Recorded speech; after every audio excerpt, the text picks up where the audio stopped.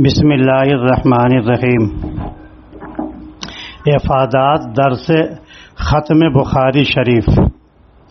شیخ طریقت مرشد العلماء عارف باللہ حضرت اقدس مولانا محمد قمر الزمان صاحب الہ آبادی دامت برکاتہم، اس پہ یہ ختم بخاری پہ بہت سارے علماء کے تقریضات بھی ہیں، بہت سارے علماء نے اس کو پسند بھی کیا۔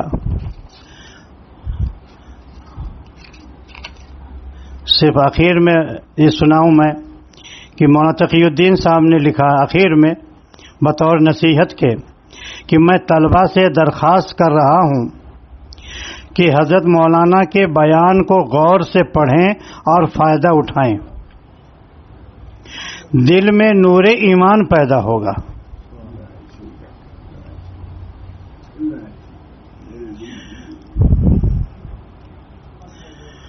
حضور صلی اللہ علیہ وسلم سے عشق و محبت کی کیفیت حاصل ہوگی،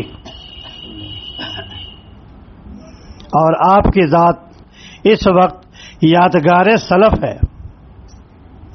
ان کی تقریر و تحریر اور صحبت سے فائدہ اٹھانے کی سعادت حاصل کریں۔ یہ نصیحت اس پر حضرت مولانا تقی الدین صاحب ندوی دامت برکاتہم کی تھی۔ اب حضرت کا بیان سنیں۔ آخری حدیث پر کلام۔ آخری حدیث باب قول اللہ تعالی ونزع الموازین القسط لیوم القیامہ۔ قال النبی صلی اللہ علیہ وسلم کلمتان حبیبتان الی الرحمن خفیفتان علی اللسان ثقیلتان فی المیزان سبحان اللہ بحمدہ سبحان اللہ العظیم۔ اس حدیث کو امام بخاری رحمۃ اللہ علیہ نے باب قول اللہ تعالی ونزع الموازین القسط کے تحت ذکر فرمایا ہے، اور یہ باب بخاری شریف کا سب سے آخری باب ہے۔ یہ حدیث اپنے معانی و مفہوم کے اعتبار سے نہایت جامع اور دنیا اور آخرت میں سکون و راحت اور کامیابی و کامرانی کی ضامن ہے۔ ساری بخاری شریف اور شریعت مطہرہ کا خلاصہ ہے۔ اس کو کسی بھی مجلس کے آخر میں پڑھ لیا جائے تو کفارہ مجلس ہے، اسی لیے اس کو امام بخاری نے سب سے آخر میں ذکر کیا ہے۔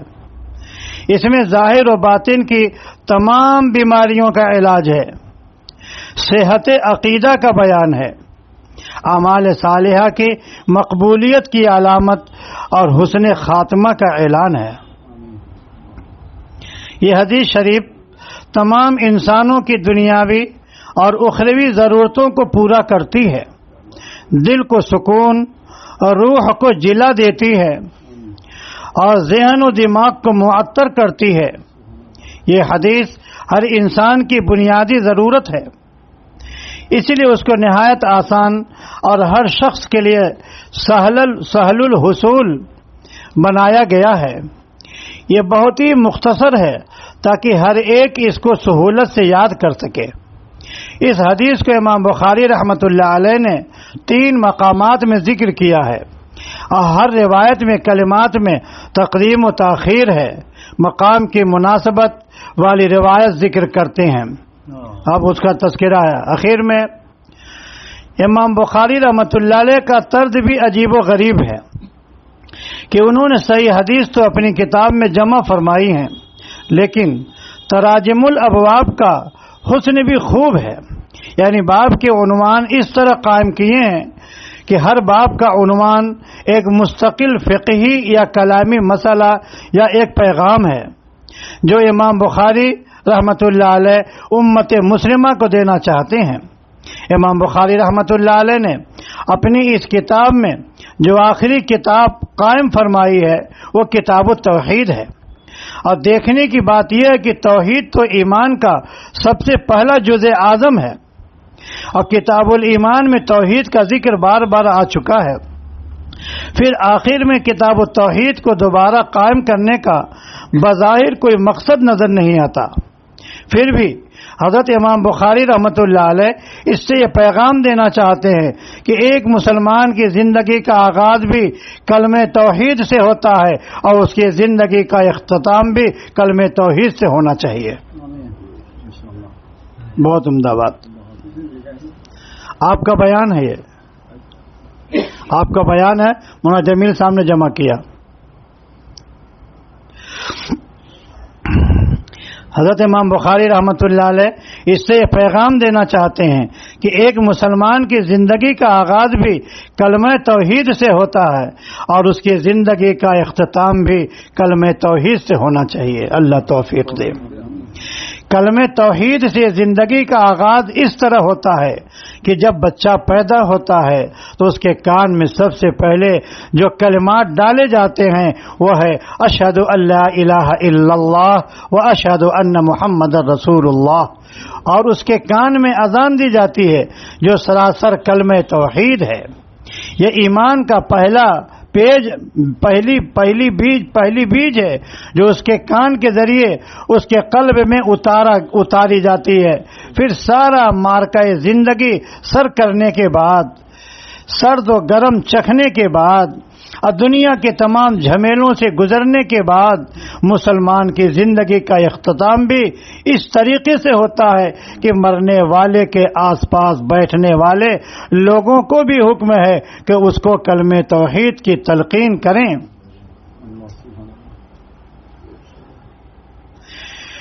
تلقین کا معنی یہ نہیں ہے کہ کسی سے کہا جائے کہ تم کلمہ پڑھو، بلکہ تلقین کا طریقہ یہ ہے کہ جب کسی شخص کو اس کی زندگی کے آخری لمحات میں دیکھو اور سمجھ لو کہ اب یہ دنیا سے رخصت ہونے والا ہے تو تم خود کلمہ پڑھنا شروع کر دو تاکہ اس کو یاد آ جائے اور وہ آخری بات جو زبان سے نکالے وہ کلمہ توحید ہو. حضور اکرم صلی اللہ علیہ وسلم نے ارشاد فرمایا کہ جس کا آخری کلمہ لا الہ الا اللہ زبان سے نکلے تو وہ جنت میں جائے گا.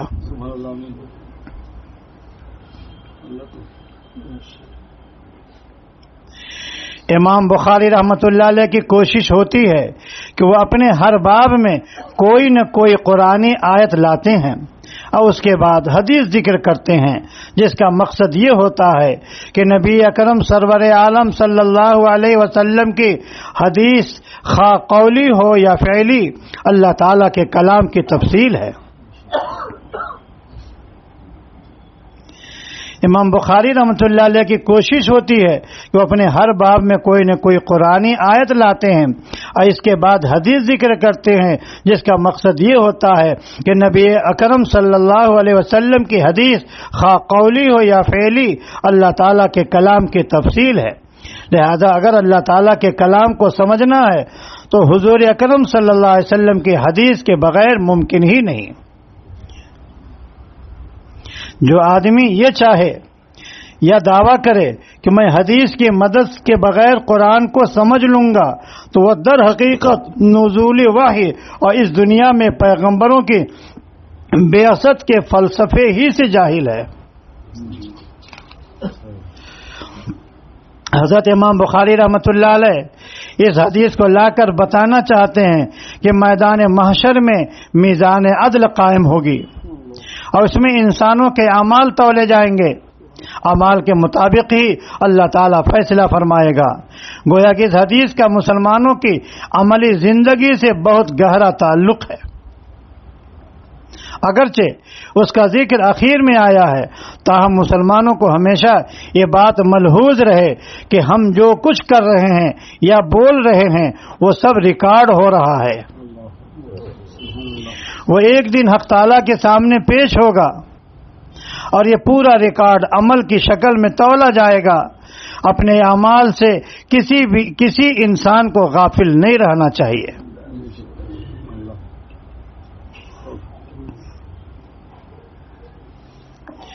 امام بخاری رحمۃ اللہ علیہ نے وَأَنَّ أَعْمَالَ بَنِي آدَمَ وَقَوْلَهُمْ يُوزَنُ سے اسی حقیقت کی طرف اشارہ فرمایا ہے کہ بنی آدم کے تمام اعمال اور تمام اقوال وزن کیے جائیں گے. اقوال و اعمال میں تمام چیزیں آ گئیں، چاہے ان کا تعلق ہمارے اعضاء سے ہو دیکھنے سے ہو، سننے سے ہو، سوچنے سے ہو، چلنے پھرنے سے ہو، اس لیے کہ عمل کا لفظ سب کو جامع ہے۔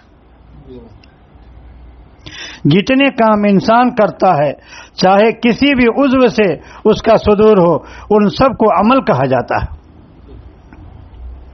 جس میں قول بھی آ جاتا ہے، یعنی گفتگو کرنا، بولنا، کیونکہ یہ زبان کا عمل ہے، اور خصوصیت کے ساتھ اس کا ذکر بڑے اہتمام کے ساتھ کیا گیا۔ لہذا انسان جو کچھ بولتا ہے، جو کچھ سنتا ہے، جو کچھ سوچتا ہے، یہ سب قیامت میں تولا جائے گا۔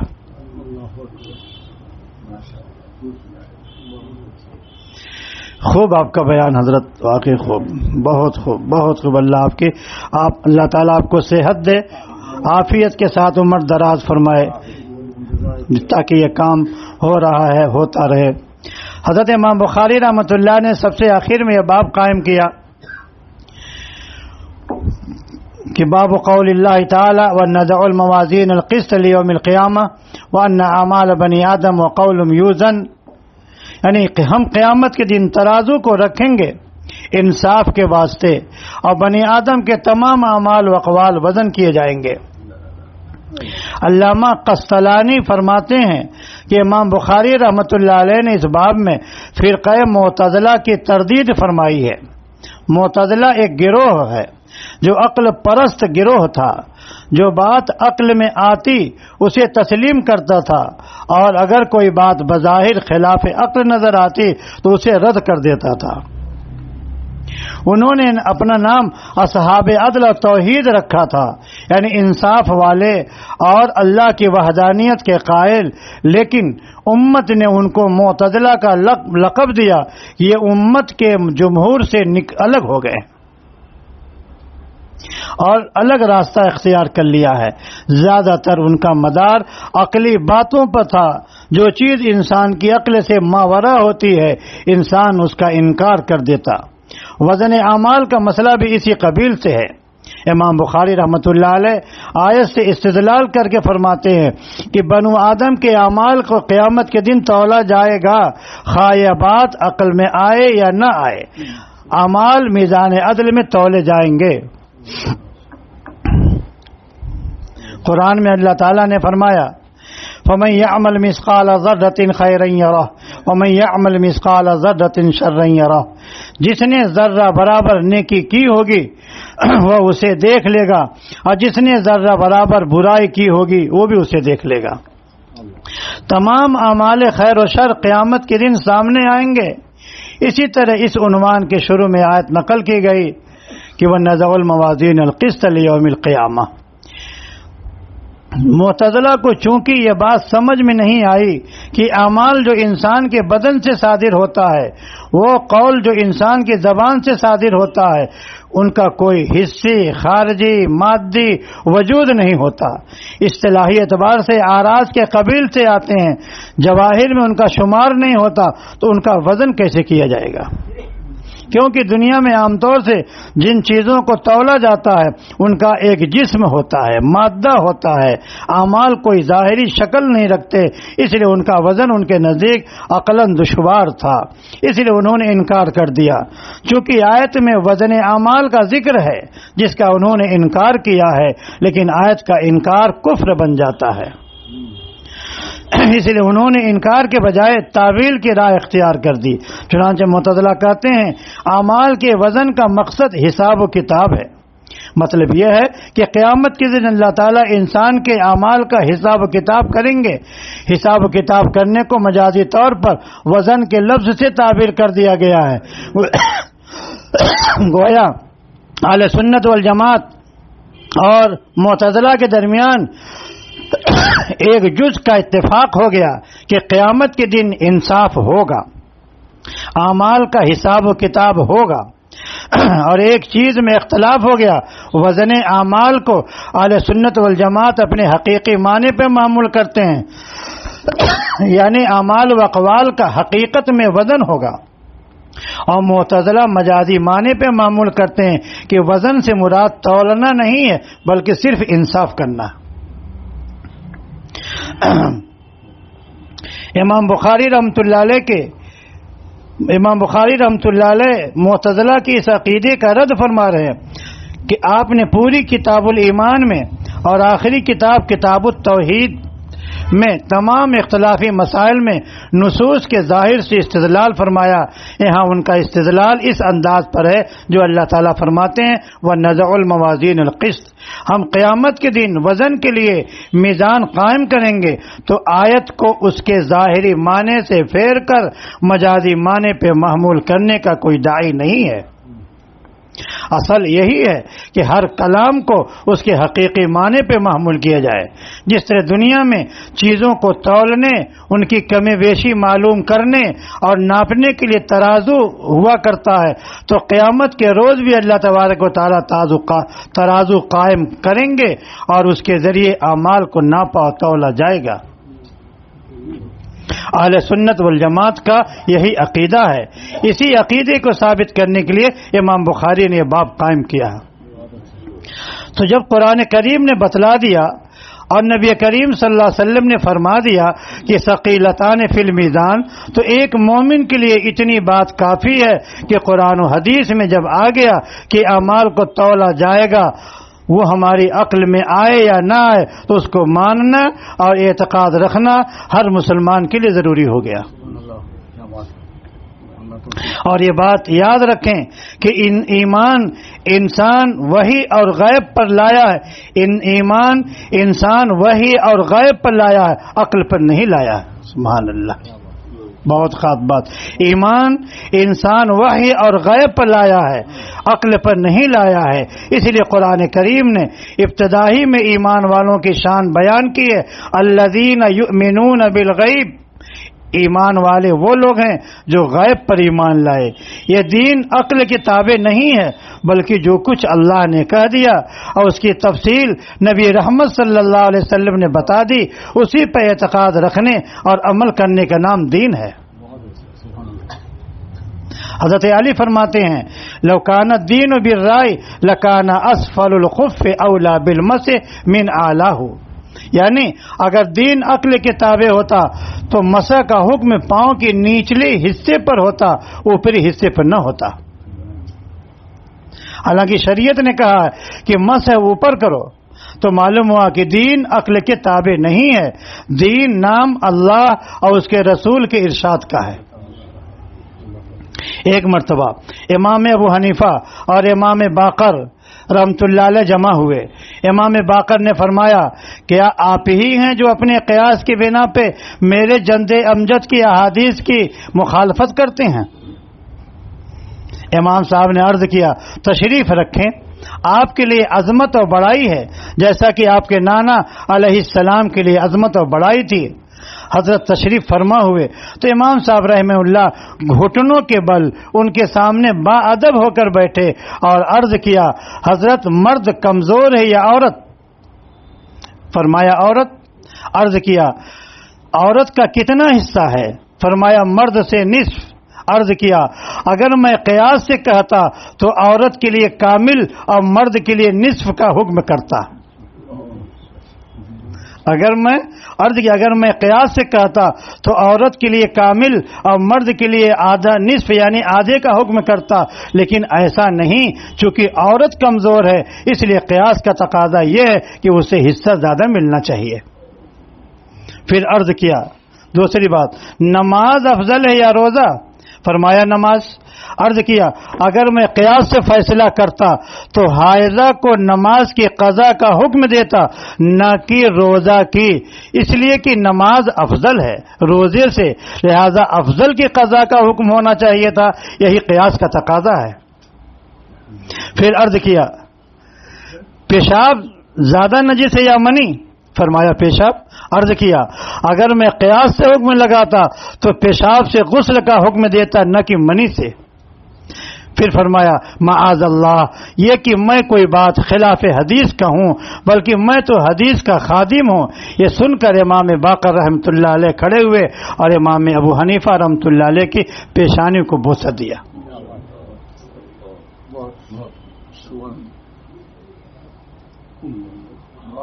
خوب بیان ہے حضرت، خوب بیان. سارے علماء اس کتاب کو پسند کرنے آپ کے بیان کو. دیکھیے جتنے حضرات سب محظوظ ہو رہے ہیں، کیا بیان اللہ تعالیٰ کو۔ بعض روایات سے معلوم ہوتا ہے قیامت کے دن اعمال جسم کی شکل اختیار کریں گے، اس لیے بہت سے اعمال کی شکلیں جسم کی صورت میں قیامت کے دن نظر آئیں گے، پھر تو ان کا تولا جانا بھی کوئی مستبعد نہ ہوگا۔ چنانچہ ایک روایت میں فرمایا گیا، جو شخص دنیا میں ایک سے زیادہ بیویوں میں سے کسی ایک کی طرف جھکاؤ رکھتا تھا تو قیامت کے دن اس حال میں اٹھایا جائے گا کہ اس کا ایک پہلو جھکا ہوا ہوگا۔ اسی طرح حدیث میں آتا ہے، جو شخص بدعہدی کرے گا قیامت کے دن اس کی پشت پر ایک جھنڈا نصب کیا جائے گا جس میں تمام بدعہدیاں ٹکی ہوئی ہوں گی، ایسے ہی اعمال کی ظاہری شکل وہاں نظر آئے گی۔ شب معراج میں رسول اللہ صلی اللہ علیہ وسلم نے خود مشاہدہ فرمایا کہ جھوٹ بولنے والے کے جبڑے چیرے جا رہے ہیں۔ اسی طرح قرآن کا علم حاصل کرنے کے بعد جو شخص نماز چھوڑ کر سوتا رہا، رسول اللہ نے دیکھا کہ اس کے سر پر پتھر مارے جا رہے ہیں۔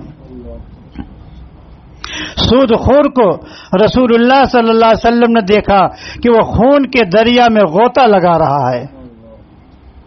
تو جو اعمال تھے ان کی ظاہری شکلیں وہاں لائی گئیں۔ اسی طرح قرآن کی آیات سے معلوم ہوتا ہے کہ بندہ اپنے عمل کو اپنے سامنے پائے گا۔ اس دن انسان اپنے تمام اعمال خیر کو موجود پائے گا اور جتنے اعمال سو ہیں ان کو بھی موجود پائے گا۔ اسی لیے اللہ پاک نے فرمایا فَمَن يَعْمَلْ مِثْقَالَ ذَرَّةٍ خَيْرًا يَرَهُ وَمَن يَعْمَلْ مِثْقَالَ ذَرَّةٍ شَرًّا يَرَهُ۔ دیکھنے کا تعلق تو مشاہدے سے ہے۔ معلوم ہوا وہاں اعمال کی ظاہری شکلیں ہوں گی تو ان کو تولنے میں کوئی استبعاد نہیں ہوگا۔ اسی لیے محدثین کا یہ قول یہ بھی ہے کہ صحائف تولے جائیں گے، جس کی دلیل حدیث بطاقہ ہے کہ جس میں ایک کاغذ کے اوپر کلمہ طیبہ لکھا ہوگا، جو اخلاص کے ساتھ پڑھا گیا ہوگا وہ بدی کے مقابلے میں غالب آئے گا اور نیکی کا پلڑا جھک جائے گا۔ آپ صلی اللہ علیہ وسلم نے فرمایا، پوری حدیث ہے۔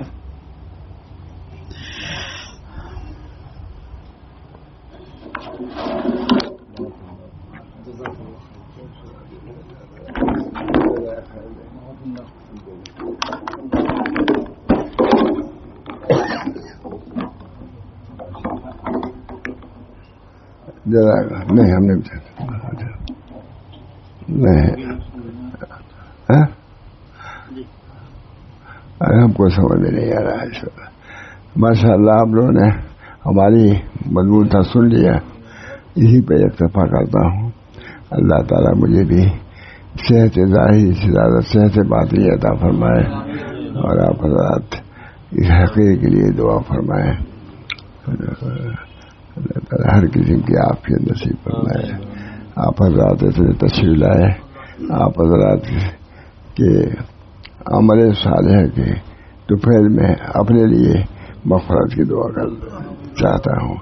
اللہ تعالیٰ سے دعا کرے، ربنا تقبل۔ یا اللہ یہ مجلس دینی رہی، علمی رہی، اللہ تعالیٰ اس کو قبول فرمائے اور اس کے مطابق ہم سب کو زندگی گزارنے کی توفیق مرحمت فرمائے۔ ربنا تقبل منا انک انت السمیع العلیم برحمتک یا ارحم الراحمین بحرمت سید نبی کریم صلی اللہ تعالی